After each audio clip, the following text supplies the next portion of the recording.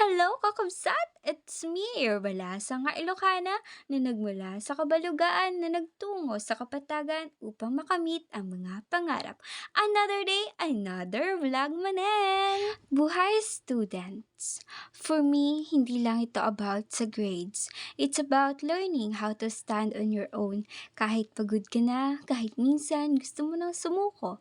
It's about showing up every day, doing your responsibilities at pinipiling magpatuloy kahit hindi madali. Bilang student, natutunan ko ang hindi dapat maging pabigat. Marunong akong kumilos, kaya akong magluto, maglinis, at ayusin ang sarili kong buhay kahit paunti-unti pa lang. Hindi ko kailangan maging perpekto. Ang importante, may effort, may diskarte, at may pangarap.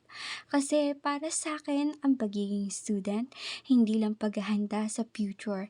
Dito pa lang, hinuhubog ko na kung sino ako talaga. Okay, score.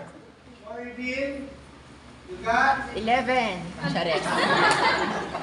you got 10 out of 10.